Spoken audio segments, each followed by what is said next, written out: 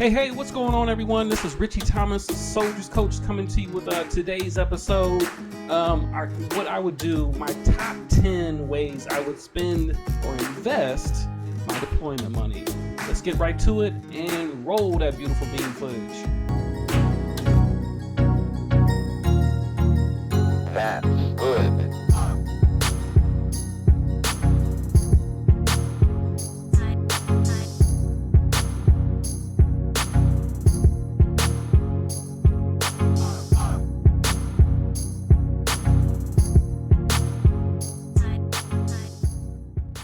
Boom. Okay. Hello, everyone. Again, my name is Ritchie Thomas, and I'm a Soldiers Coach, and my platform is to do one thing only, is to help our brave men and women in the United States Armed Forces mentally transition from a soldier's mindset to a business professional's mindset.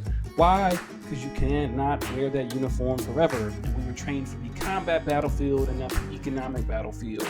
And obviously, we are still in the heart of COVID here in 2020, and I know we still got people in the military at deployment overseas and whatnot, and who still have to come home, and some of them come home with a large amount of money. And I'm thinking about my story. So a little bit about me. I was 6 years in the Army. I was stationed up at Fort Bragg, airborne. I was sent to Afghanistan at 18 years old, and I came back with thank God, came home, but came back with all my fingers and toes, still healthy, but I came back with a lot of money, right? An 18, 19-year-old soldier with 6 months of deployment cash and combat pay and all of that, veteran extra pay, was amazing and horrible, because giving somebody 18 that type of money is no bueno, especially when we were not trained to manage the bag, right? We want to secure the bag, but we were never taught how to manage the bag. So I came home with, I think I had $12,000-$15,000 in the bank. I was broke in 90 days. No special effects, nothing. I was broke in 90 days. Why? Because we were taught in America how to secure the bag, but again, we're never taught how to manage the bag. So no different than a lotto winner or a professional athlete who goes bankrupt in a few years. If you're never really taught how to manage it, it's kind of like, well, it's almost kind of pointless to have that money because you don't know what to do with it. So I was thinking about all the soldiers in the barracks, Fort Bragg, Fort Hood, Fort Drum, in Germany and Italy, all in deployments across the world who still have these financial issues. So I was thinking, if I could go back in time, what would I do different with my deployment money, extra pay, hazardous duty pay and all that good stuff. So here's my top 10 of what I would do differently, or if I was in today. All right, so let's jump right in. So number one, I'm a big fan of a guy named Dave Ramsey. If you look up or you Google personal finance, he's probably the face, rightfully so, of personal finance. He's real big on saving. So I believe, you got 70% of your income goes to expenses and just life in general, but 30% should be home with you. So let's try to save 10% for emergencies, for tomorrow, for next week, next month, next year, and they're never going to stop. And then we invest 20%. So I like to say you, right, is my number one. Your deployment money should go to you. American Express, Visa, Nike, Amazon, they're good. They don't need no more of your money. I promise. They're good for life, right? Jeff Bezos' great grandchildren will never have to work. They're good. So let's keep some of that money in-house to you, your family, your legacy, right? So I like to save 20%, invest 20% and save 10. So 30% of your income and really your deployment money should stay in your home, in your bank account where you control it, right? Stop giving your money out in the malls and online. And Amazon never closes. They're good. I promise you. You don't have to give them any more money. Phil Knight is a billionaire twice over, as well as Michael Jordan. They're set. You, on the other hand, still have to wake up and go to work tomorrow. So from a deployment, since you got all that extra scratch, it'd be nice to have some of it next year, next 5 years, next decade, right? So saving as much as possible. I know it sucks. I know it's hard, because I am a natural born spender. If you give me $1 million, I would probably spend $1,000,001. If you give me 100,000, I'd probably spend 100,001. I know. I'm working on it. And I look back now and I'm like, I cannot believe I spent all that money in 90 days. What'd you buy? a Dodge Intrepid. I thought it was a Bentley. Don't judge me. Cool. So you is where I would spend most of my money and invest it. Rather, I don't want to use the word spend, rather invest. Invest means it should have a return on that dollar. So keeping your money in-house is simply what I mean. Again, investing 20%, saving 10%, but just getting in the habit of doing so going forward is definitely my 1 through 10. But, right? So that's number 1.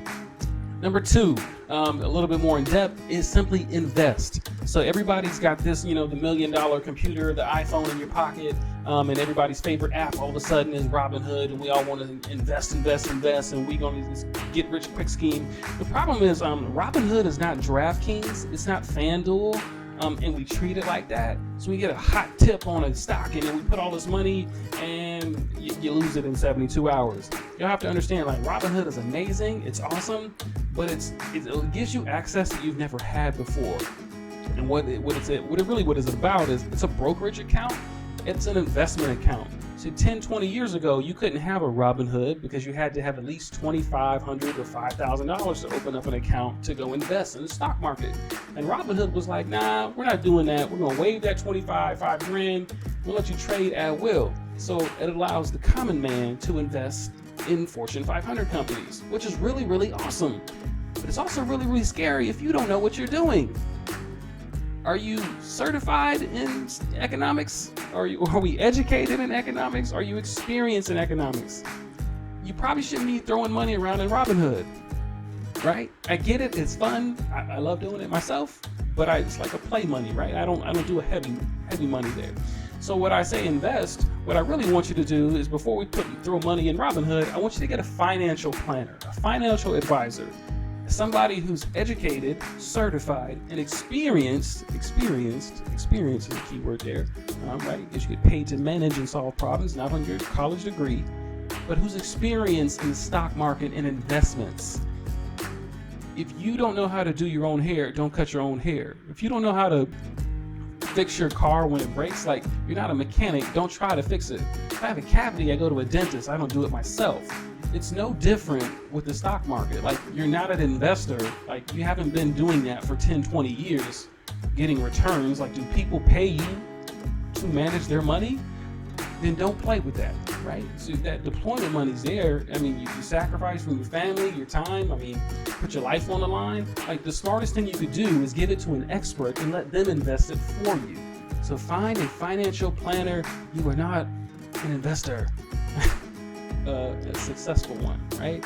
So if you are not, I don't want to make assumptions, right? But certified, educated, and most importantly, experienced in that the stock market economics, it literally is a science. If you're not if you're not educated in that science, like, don't damper with that. Your deployment money is too much for you to be playing around with. So find a financial planner, please, God. All right. So financial planner number 1, 2, and 3 for invest. Robinhood is distant. If you are, I'll just say this. So let me just kind of jump to the screen right quick here. There was a very famous story a few years ago about a gentleman by the name of Warren Buffett, who we all know, one of the richest men of all time. He did a bet with one of his proteges and said, hey, his index pick could out-earn any of the protege's hand-picked stocks. And of course, the protege stuck his chest out and said, I see your bet and I will wait. We'll put up $1 million. So that's what they did. He had this very famous bet that Warren Buffett's index funds, right, would outdo the hand-picked stocks of the protege. And fast forward, this was actually in 2016. Let me zoom in here so y'all can see it. And sure enough, Mr. Warren Buffett earned back after 10 years. They let the money sit. He earned $854,000. The protege's hand-picked stocks, Robinhood, earned just $220,000. So someone says, well, what is an index fund? I don't even know what that means. So please don't put your money in in Robinhood if we're not there yet, right? So an index fund is this. It's basically a mutual fund with a portfolio of multiple stocks, right? So it's like taking your money and instead of investing it in just one company, i.e. Tesla, you can take your money and stretch it across maybe 100 companies, which is cool. But imagine if you did that every check going forward. Imagine if you did that with your deployment check, right? So I did some digging and I was like, well, damn, what company did Warren Buffett which index fund was it? And it turns out, they had it listed here, it was the Vanguard S&P 500, which Vanguard is the very famous brokerage bank, if you will. S&P is Standard & Poor's 500. I found it on Robinhood, and this is where Warren Buffett earned $800,000 over 10 years by just letting it sit. So this company, right, this mutual fund, if you will, is a collection of hundreds of Fortune 500 companies. And you can just basically take your money, and I can do $20 worth if that's all you got. I can do $100 worth. I can do $1,000 worth. So I would take my deployment money, and here, again, your investor is first. But this is where Warren Buffett put his money. This is the 5-year return, the 1-year return, 3 months, COVID, right? But this is how much money in the last 5 years. As you can see here, it's up 72%. This is what happens when you let an expert pick your stock, i.e. Warren Buffett. Is that my advice? No. A financial advisor told me, stop playing around in Robinhood and put your money in an index fund. Don't argue with experts, right? So that was my advice, right? Do not put your money in Robinhood. If you do not know what you're doing, hire an expert, okay? Cool. So we got that. So number 3 on the list. Oh my God. Do not buy a new car with your deployment money. I give you 2 choices. I give you a backhand or a front hand. Do not buy a new car with your deployment money. You spent 6 months, a year, 2 years away from your friends, family, home, and the first thing you do is you go buy a car with it. That is probably the worst thing you could buy, because we have this whole misconception in America, like your success is tied to your salary. So the more money you perceive to have, to strangers, like, you buy things you can't really afford with money you really don't have, right? That's not a knock on you, but let's just go to the board real quick, if we will. So what I was doing some research here, big research guy. The average car payment in America is $523. $523. Y'all are killing me. Your car payment shouldn't be more than $350. And even that's kind of tough depending on your salary. But $523 is the average? Let's dig in. But I'm not big on just the payment.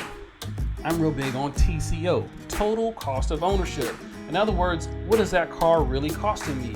And the breaks down to basically, after maintenance, after gas, after insurance, that payment really is not $523, it's $700 a month. How do we know this? We do a side-by-side comparison over 3 cars. And over the 5 years, they don't just talk about the price.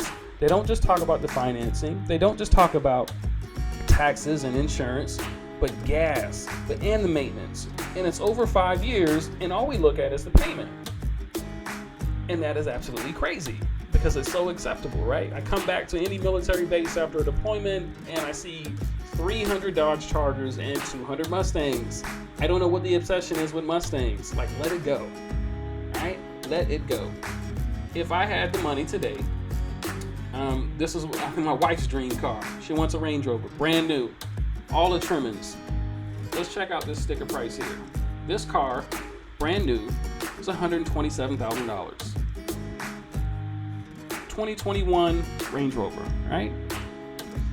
The payments on that bad boy would be $2,400 a month. Some of y'all will buy that with your deployment money. Here's the problem. This is just a payment. Remember, we talked just previously about total cost of ownership. But my problem is, even going forward, some of y'all will buy or do the 8-year, 7-year car loan because you don't have the full 127. Let's fast forward in 10 years or rewind 10 years. This is a 2011 Range Rover. So at one point it was here, 127. And now, 10 years, that car is now worth $15,000. So you've lost $100,000 on one car in 8 years. Pausing for dramatic effect. You've lost $100,000 trying to compete with people. Do not buy a new car with your deployment money. Here's one thing you could do instead. So instead of buying this $100,000 vehicle that's going to be worth $15,000 in the next 10 years. Instead of buying or losing 100 grand, why not make 100 grand? How do you do that, coach? I'm glad you asked. So here is a apartment building in the state of New York. And in New York, in some of the rural areas, not just New York, across America, you can buy a building and people live in, and then you can rent it out to them. It's called property management. And if I was in the military today and I was on deployment and I was getting back, and I would look at some different buildings of what I could afford. That Range Rover was $127. This building is $127. And I did the math because it's rented out. And there's 6 units here, so it's I think 6 1-bedrooms and 4 2-bedrooms and 2 1-bedrooms. But I broke down the math, and I said, well, what's this really look like? So let's go to the board here. So the income on that apartment building is $3,750. That's $3,750 a month. People pay you to live there. That's $45,000. Then you're gonna say, well, it's super expensive. Let's break it down. So the mortgage on that building is only $526. Your Range Rover payment was $2,400. So I can own a building in America for $526. So people will move out. Of course they will. It's an apartment. So you save up monthly for when they do. Minus, so that you got the income coming in, we subtract the mortgage, we subtract vacancy. I don't live in New York, so I got to pay somebody to manage it. I'm not a handyman, and even if I did live in that building, I wouldn't be fixing it any damn way, because that's not what I do for a living. So I would pay somebody to manage the property. Cool. Then you got to pay the tax man. The government's always going to get his cut is $125. What about insurance in case some idiot burns it down? That's only $66. What about additional maintenance? Well, we can add or subtract a couple hundred here. Other additional costs. But that building brings in $3,750. After all expenses are paid, it brings in $2,300 a month. $2,770. Is that my opinion, ladies and gentlemen? No, this is a calculator. It's just math. So that building brings in $28,000 a year, which would buy you a car cash. Dramatic pause. Someone says, well, what if I didn't want to buy a car this year? I could buy a car in the 2nd, 3rd, or the 4th, or the 5th year. I mean, over 5 years, you could turn around and pay for one of these bad boys in cash. Do not do that. I'm just making a point. You could buy an apartment building and pocket $2,300 a month, right? And this could pay for your car. But the smart thing to do, if I was in today, I would take this money and I would reinvest it in a second building. You can buy an apartment building in America for $100,000, ladies and gentlemen. So take your deployment money and buy a building. This is a 4-bedroom, or excuse me, a quadplex, 1, 2, 3, 4 in Cleveland, $100,000. The payment on this bad boy is $345 a month. It says here that the average car payment is $523. And you can own a building, an apartment building for $345. And pocket $2,000. It's COVID going on right now. People are unemployed, losing their jobs. Eventually, you can't wear that uniform forever. And I'm thinking about the 500,000 soldiers who were unemployed last year, and the year before that, and the year before that. Why are they unemployed? Because they were trained for the combat battlefield and not the economic battlefield. So we see ourselves and we sell ourselves and we brand ourselves as soldiers. And soldiers don't get hired. Business professionals do. So take your deployment money and invest in it, right? No car payment. The car payment shouldn't be over $350. And even then, that's kind of high, depending on your salary, right? Where your rank is. All right. So number 3 was no car payment. All right. Number 4, my personal favorite is training. I would take that money. There's so much that we don't know in the military, because we were trained again for the combat battlefield. We're trained tanks and planes and how to jump out of the planes, airborne. But from a business side, there's so much we weren't taught. The investment properties, for example, stock market, sales, marketing, finance, accounting, HR, those type of things. Like, a business is a repeatable process that makes money. If we were taught about the combat battlefield, like we're preparing to be soldiers for life, but you can't wear the uniform forever. So why not take some of that deployment money and retrain how to start a business, a marketing class, a sales class, a useful skill or trade that you could then turn in for more income. To be greedy? No, to feed your family, because we're in COVID right now, but there's going to be another recession in 8 to 10 years. Because historically, there's a recession every 8 to 10 years. So why not constantly retrain? The military is amazing because we're always training at something. CPR, first aid, motor pool Mondays. I hated motor pool Mondays.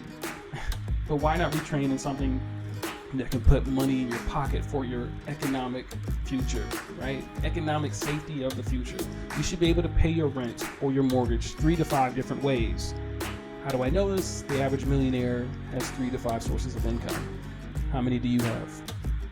So let's take some of that deployment money and get training on an area that can add value to our personal bottom line, to our money at the house. Use that training to try and build wealth. That's what I'm saying.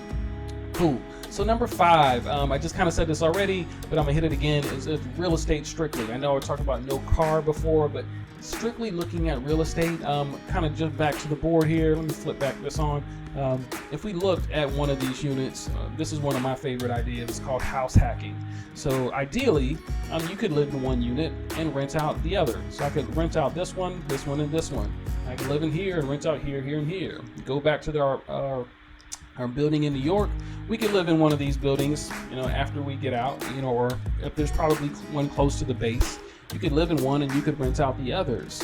Rental properties and just real estate in general is the #1 form of wealth in this country and probably in the world. They're not making another planet Earth. There's only so much land. Get you a piece of the American pie. It only costs $500 a month. So real estate. If I was in the military today, if I could go back in time and say, hey, young soldier, take your deployment money. Do not buy a Dodge Intrepid Burgundy. I swear it's a Bentley. Buy you a duplex. Buy you a triplex. Buy you a quadplex. Live in one unit, rent out the other. There have been, if you Google this, Amazon, whatever, I can't tell you how many books were written by billionaires. I think there's over, good God, I'd have to Google that one for you. But most of them make their money. You either own a business or you own a building. So I would take some of my deployment money. You don't have to spend it all either. Like if you're going on another deployment next year or whatever, God forbid, but it is what it is, stack it and invest so you can buy something cash. You can buy a trailer park. You can buy a trailer, the entire park, right? Buy 2 acres of land and put trailers on them, right? Someone's got to live there. But rental property or real estate is probably my first, second, and third for deployment money. I sometimes sit back and I think about that 15 grand that I blew in 90 days in 2002 after coming back from Afghanistan. Anyway, so real estate is the big one. House hacking, house hack. So you live in one unit and you rent out the other. Cool. So number 6 on the list is business opportunities. So everybody's always under a lot of like our older generations, whatnot. Your parents or your grandparents is real big on you gotta go to work, which is cool. But sometimes like we gotta get out of this mindset of exchanging time for money. So why not use that deployment money to invest in a business, a friend's business, a franchise? I love Smoothie King. Don't judge me. Why not invest in a Smoothie King? Why not invest in a Subway? So I could take some of my deployment money and open up a Jersey Mike's, or at least look and see if you don't have enough money by yourself. Reach out to your battle buddy. Can y'all partner together, start an LLC between the 2 of you guys, or the 3 of y'all, the 4 of y'all, the 5 of y'all, right? I mean, go big or go home. It's actually a horrible saying. Scratch that. But your money will only go so far. But if you partner with somebody, establish a business between you 2, you can take your deployment money and start a business that way. Again, you want equity. You want to own something, right? So owning a business or owning a building is definitely something I would do differently with my deployment money.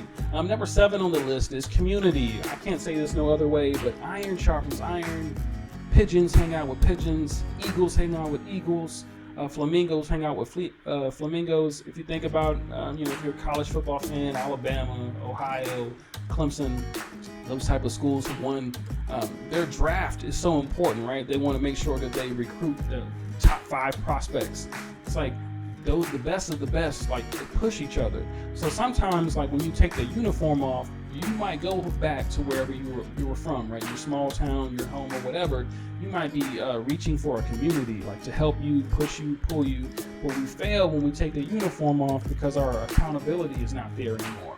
And sometimes you're gonna need a community of people to like push you and hold you accountable, whether it be through an entrepreneur group, an investor group, a CEO's group. LinkedIn is great for that. They have little communities like that. But just that whole accountability that the military has it's so hard to find. And I struggled really hard when I first got out because I didn't have anybody to kind of push me. I'm like, dude, I'm a soldier. I'm looking for my community, and I couldn't find one. Found out, entrepreneur communities online. Found a group full of millionaires, and it was like, oh my God, can't get enough. But again, iron sharpens iron. People struggle when they take the uniform off because they wait for instruction. We wait for orders, like we give orders or we follow orders. And then we take the uniform off and we go into the army of one by ourselves.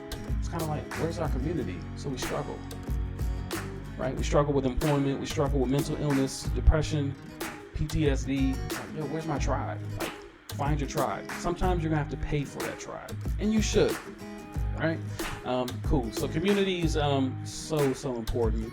Tom Brady, Michael Jordan, my boy LeBron never won a ring by themselves. You have to have a Hall of Fame teammates. So find them and invest in them. They will invest in you.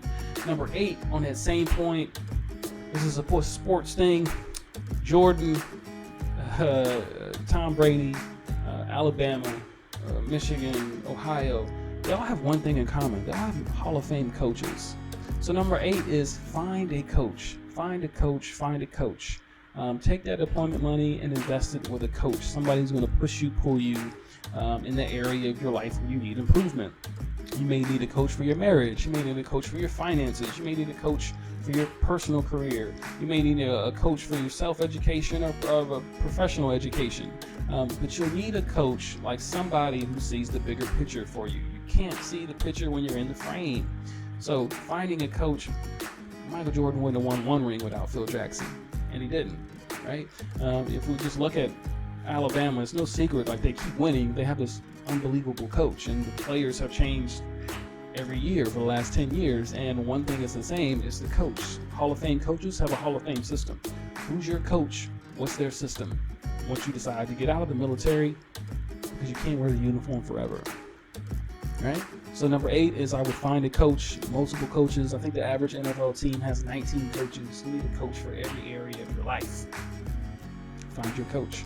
Number 9, kind of the whole wrap up of this whole list is you should use your deployment money to do one thing and one thing only. To ball out on Instagram? No, to build wealth. That's not a racial thing. It's not a religious thing. We live in America. Our economic system is known as capitalism. It means anything and everything is for sale. Healthcare is for sale. Food, water. It sucks. I'm not saying it's right. I'm not saying it's wrong. I'm simply telling you that's what it is. So you should use your extra deployment money to build wealth. You do that through ownership. You should own a building or a business before you exit the military. You should own a building. You should own a business before you exit the military. Pausing for dramatic effect. You should own a business or a building before you exit the military. Why? Because you don't own that job, the company does. You don't own that rank. You don't own that uniform. I got a 6-figure job at some startup. I got a 6-figure job at some government contractor, Lockheed Martin. You don't own that job. The company does. What if you love your job and your company doesn't love you back? What if your company gets bought out? What if your company just goes bankrupt? You have to be able to feed your family, not just your family, but your future family, your kids, your grandkids, right? It'd be awesome to be like, hey, my grandkids' grad school is paid for. homes. We own 10 buildings. We own 10 businesses. We're thriving. We've built our own community. We don't need or want a presidential candidate or governor or mayor to save us. So use your money to build wealth, right? Your money should make money for you, right? And number 10 is legacy, kind of a repeat from this number 9 there. Some people will say, well, I didn't come from a rich family.